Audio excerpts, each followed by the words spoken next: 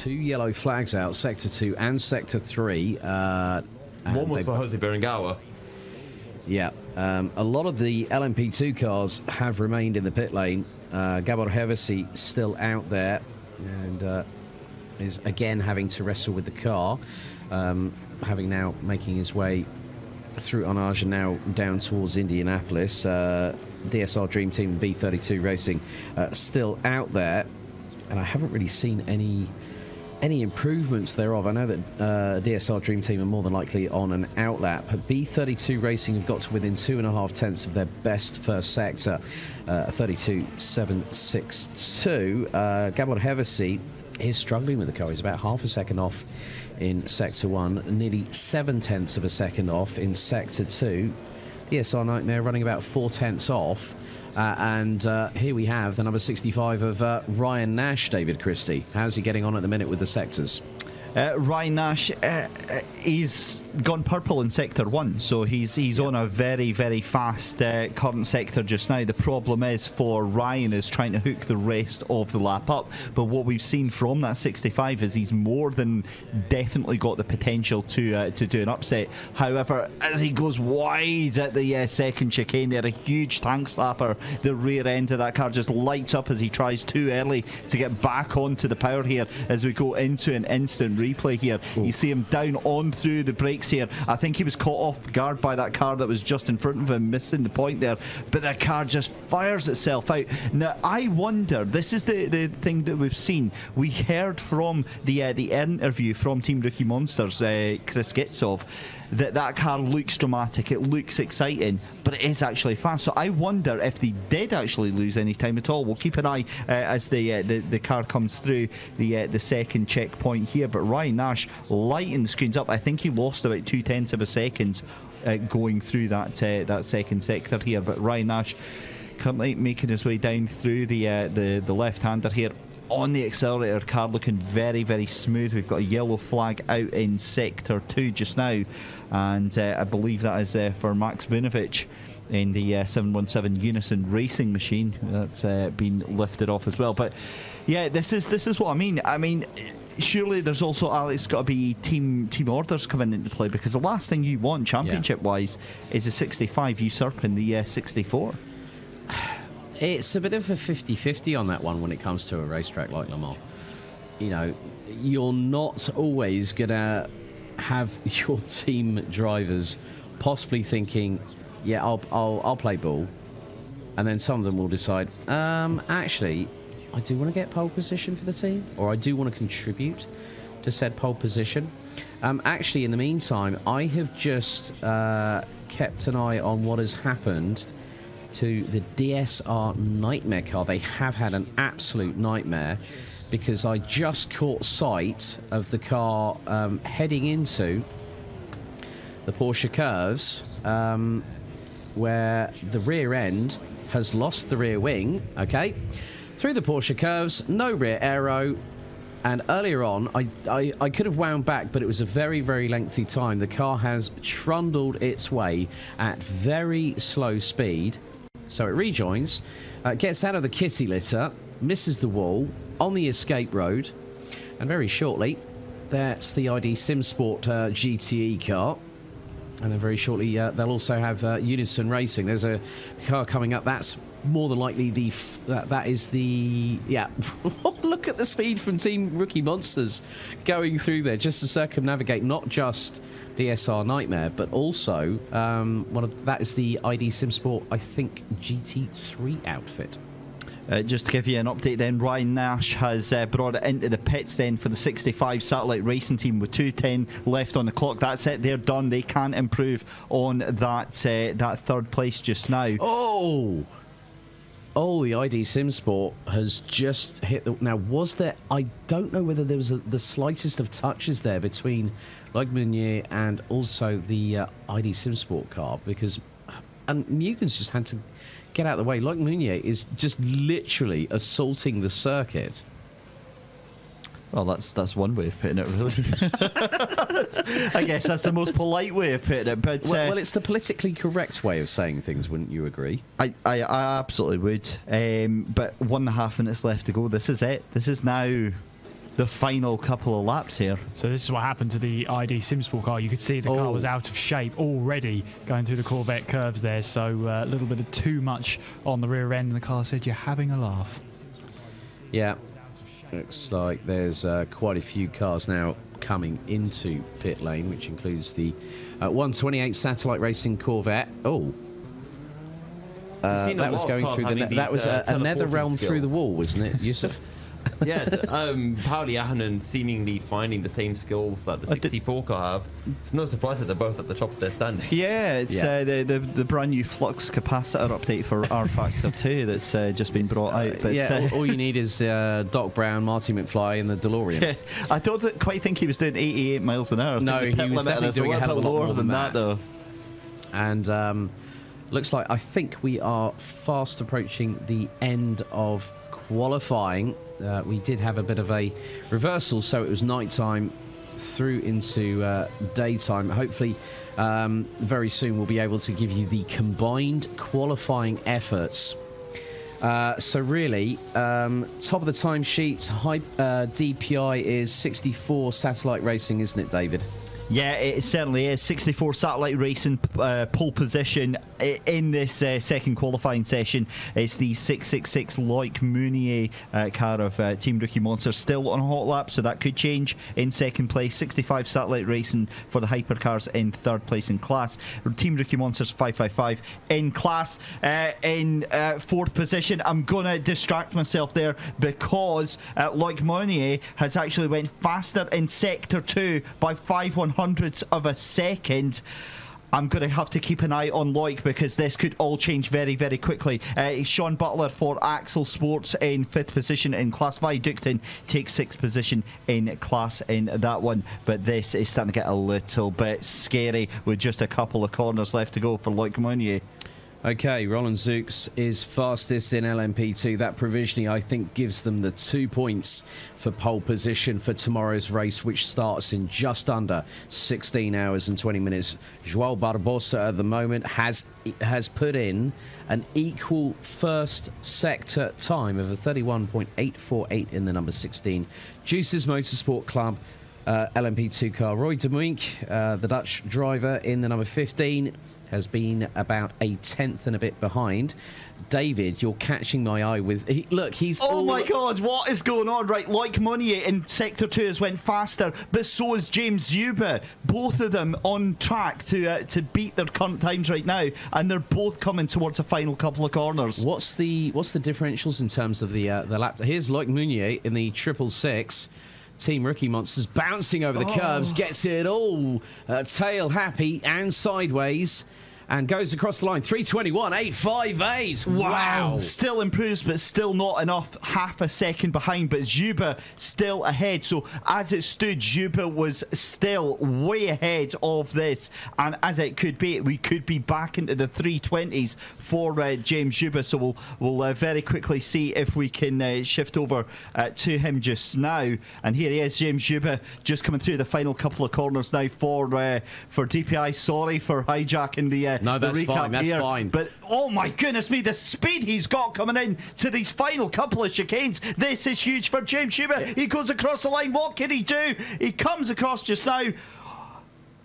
I'm waiting. Has he invalidated his lap? I think he did. I think he might have done. He cut the forward chicane, and that is it. I'm devastated. You know what? On that bombshell, ladies and gentlemen, we're going to go to a brief commercial break. We're going to give you a roundup. Who are our pole sitters for the EEWC 2021 Round 6 Le Mans season finale? We'll be back in just a couple of moments' time.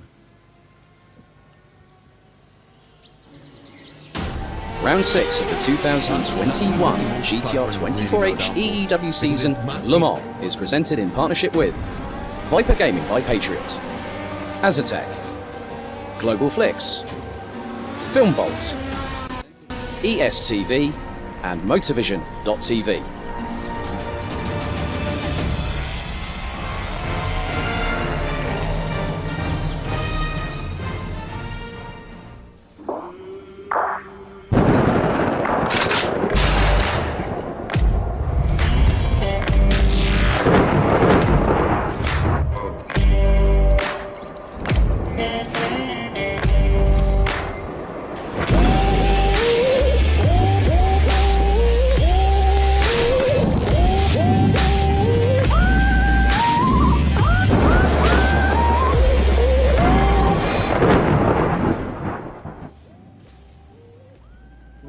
Racing for Green is here to help you carbon neutralize your racing. By planting new trees, Racing for Green offers to make your racing carbon neutral. We already have the calculations, contacts, infrastructure, deals and solutions ready for you to easily buy carbon neutral laps on any racetrack. It doesn't matter if you are a racing fan, team owner, driver, sponsor or partner. Anyone can buy CO2 neutral laps in the Racing for Green webshop and trade CO2 emissions for New Forest. Racing for Green.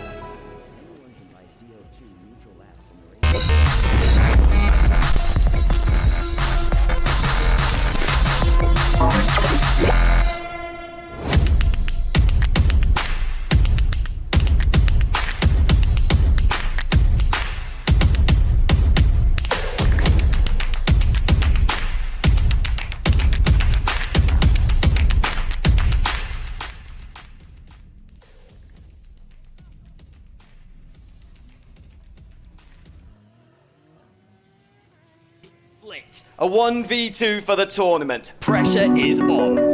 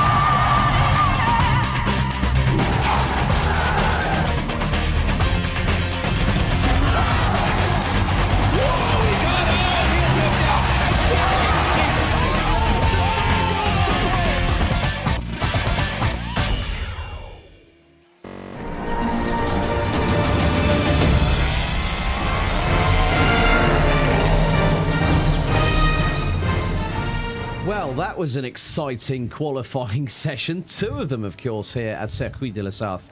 Here at Le Mans, in Pays de la Loire, Alex Goldschmidt, Kieran McGinley, David Christie and Yusuf Bin Suhail. We're going to be here for probably about the next 10 to 15 minutes just to really look back at some of what was, I think, the most action-packed, adrenaline-fueled, exciting qualifying session. I mean, Yusuf, we'll go to you first.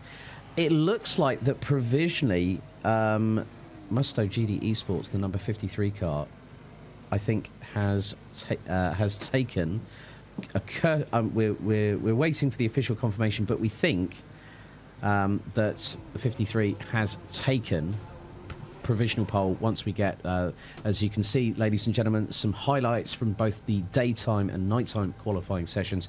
Musto GD Esports must be feeling good right now. Yeah, they must be feeling good. And you're the one who said must, so I decided to follow up on it. But either way, you know what? That, Kieran, I'm going to be honest here. That actually that actually trumps the knocking these back. And you said, is that a pun? And I went, well, that's puntastic. And the look on your face said it all. So you just now returned the favour. It's 1-1. As I said, I love puns. I give full credit to puns. But I know. I mean, back to this. Great stuff from Mattia Krupi, but it's scary seeing the pace that Pauli Ahonen has, and must have that pole unless they have a lap time deleted. But I tell you what, I'm jealous of this man right next to me, Davey Christie, because somehow when we got assigned our classes, I just thought, he's got the DVI class. There's going to be no challenge there. Satellite racing, he's going to smash it. And then lo and behold, the final seconds, it goes right down to the wire, David. It was absolutely fantastic, and obviously, you know, I had the lion's share of the excitement early on in that night practice. But my goodness me, I mean, nothing could have prepared me for that final lap there. And if anything, I'm actually more excited. I know, obviously, you know, Satellite Racing were dominant in that nighttime practice. But I'm really fancying now a little bit of fisticuffs and a little bit of fighting now. Yeah. With that second place team. Yeah. David, Martin Hemmingson, man of the evening by a considerable amount. James Juba, we could have seen him really helping the cause, but I mean, this is the moment I was talking about. Look, literally, bang, straight on, and he carried on and set his fastest lap of the Q2 session. Adam Surrej, another driver that was not denied. Taylor Lane, who you spoke to the other day, had some dramas along the way as well, and that was going through and towards Indianapolis. That's a corner that's caught a lot of people out this evening, and also all the way through free practice. Yeah, absolutely. Just going back to Martin Hemmingson, that little wiggle moment coming out of the back straight. I would not be surprised to hear him being spoken to by race control about that, because while it's not in the rule book about that, what is in the rule book is an unsportsmanlike behaviour, and that sort of strays that line, doesn't it? Because you know exactly what he's doing. He's doing it because he doesn't want to get into trouble for using his headlights, and he's wanting to show his discontent. But you're driving in a manner what would be classed in back home in the UK from Motorsport UK, driving in a manner that's incompatible with safety. It's as in an unsporting manner. But we're going to leave that one to race control. You know what is really, really interesting? DSR Dream Team have had a little bit of trouble, but it's been worse. It's been a nightmare for the Nightmare Team. That's the first time I've actually said that this season. ID Sim Sport, this is the moment you caught, Kieran, coming out of the Porsche, coming out of Corvette. Back end steps out, trying to put the power down, and Team Rookie Monsters manages to get out of the way. And here's the Dream Team themselves, and this is heading towards the Ford chicane. But what does this mean for the championship? Because there are double points. That is 2 points for pole position, 2 points for completing the entire twice around the clock endeavour here at Le Mans. This means that Satellite Racing